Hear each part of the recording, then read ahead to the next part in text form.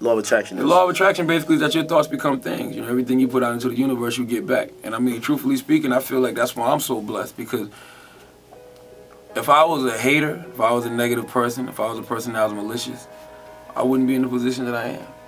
You know, I've never sold my soul to the devil. I've never done anything that I didn't want to do. You did say you've been trying to sell out, though. You're just waiting on somebody to buy in. Yeah, people act like selling out is a bad term. Like, whenever you open up any type of business and try to establish a brand, you're doing that in hopes that somebody buys into your brand. You want to sell out. You open up these corporations and these entities to sell out, to cash out. Jay-Z sold Rockaware. You know, Jay-Z sold Rockefeller. That's selling out. And guess what? You can't sell out unless somebody wants to buy in. So you're not talking about particularly selling your soul, like you'll do anything for money. No, I'm talking about trying to cash in, pretty much. I want somebody to buy into my brand, which people are doing, you know? And like, listen, man, you can't be afraid to let go of who you are to become who you're going to be. Like, I hate people who still got that hood mentality, that street nigga mentality. Man, that street nigga shit is played out. Yeah. I want to do a late night talk show with a suit on. I feel you. And still being me. Same way Bill Maher still have his suit on and he's still being him. I want to be me. You know, but I want the presentation is going to be a little bit different. So, I mean, you just say the whole street mentality is played out. And you also... Garbage, man. Street mentality is whack. All that shit does is hold you back. Everybody that I know that was keeping it real, on the streets terms of keeping it real, is in jail today. Or just a washed up bum loser motherfucker. So in that thinking, then, how do you feel about, like, things that happened to you in the past? Like, for example, you going to jail, you getting fired from a couple of stations. You think that might have been the stuff you were putting out there that kind of came back to you? Like, you were making some dumb decisions, especially when absolutely. I mean, when I was getting locked up and stuff, I didn't know no better. You know what I'm saying? That's what I say. When you know better, you do better. That's what I said. When I wanted to change my life, I changed my lifestyle. So I started knowing better. So I started doing better. As far as me getting fired, that's just the way things are sometimes. You know what I'm saying? Like, that's not even about. Now, it was one time, the first time I got fired at night, Hot 98.9 in Charleston, I remember specifically being new to the radio side of fame.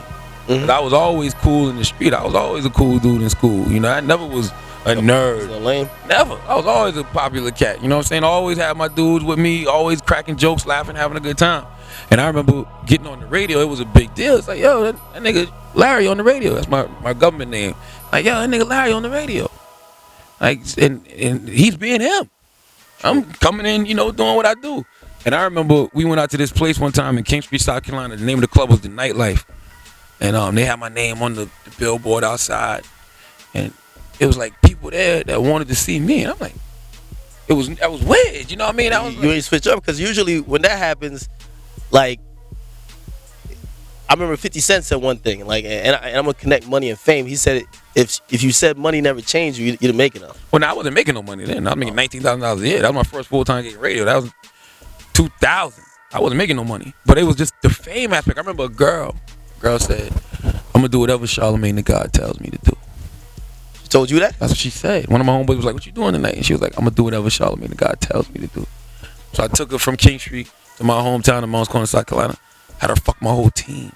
Word? And my nigga, when I tell you fuck the whole team, I'm talking about like 6-7 niggas all weekend. Then I took her to the club with me Monday night. I was doing a remote from this club called The Diplomat in Latson, South Carolina. I'm doing a remote from the club. I got her at the club sucking niggas off for $50. You lying. Word is born. And I remember I got fired from that job, even though I had the #1 show. My man Corey Hill, he became the program director. My dude George Cook, who's the PD at K104 in Dallas, a huge mentor to me. Corey Hill, who's now at Jammin' 94.5, who I hated at the time, but that's my guy. The only reason I hated him because he fired me. I didn't understand the politics of the game, but he fired me, brought in all his people. Yeah. And in my mind, I was like, when I sat back and did the knowledge, I said, God removed me from that situation because I was abusing my power. I didn't understand. You having girls sucking niggas off for $50. Yeah, but that's not what I'm here for. That's not what I should be using my influence for. Yeah. You know what I mean? And that's how I always felt. So I always felt like no matter what I do behind this microphone, I gotta influence people to do something positive. You know what I'm saying? Like how you say, even through my bullshit, yeah, I'm trying to give you some jewels. I'm giving you a message. I'm just speaking from my experiences and talking the way that I talk. But it's a lot of candy in that. It's a lot of medicine in that candy if you pay attention. So I mean, so where you're at now, you know, you're at Power 105. This is the biggest market, the #1 show. Like, how do you handle I'll tweet at you and I see people. It don't matter what it is. I see like 10 people retweet it just because they see I'm talking to you. Before I knew you, did I always tweet you back? Yeah, you did. Because that's the type of person I am. And I could imagine you get mad tweets. And I tweet everybody. I try to tweet people back. Why not? Somebody said, "What's up, Charlamagne? What's up?" Because if I was walking down the street and somebody said, "What's up?" I wouldn't ignore them. Yeah. You know what I'm saying? I mean, I can't tweet. Every time you faded me though, I ain't gonna lie.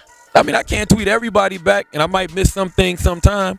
But at the end of the day, my father used to always tell me, man, whenever you see someone who achieved a certain level of success, achieved a certain level of fame, acquired some money, and they switch up, they never knew who they were to begin with. Like, I know who the core of me is. You know what I'm saying? I know who the core of me is. I know where my root is. You know what I'm saying? I know what my center is. My center is on the dirt road in Moncks Corner, South Carolina. That's who I am. That's who I will always be. Everything else that I grow and evolve to be is based on that foundation. I'm always going to be a country nigga who likes to match all his clothes together. True. You know, even though I got people trying to stop me from doing that. I'm always going to be somebody who prefers a white t-shirt from Target as opposed to some fly fancy outfit. You know, that's just who I am. I'm not beat for a lot of the things that other people are beat for. I'm just happy to be here making a living.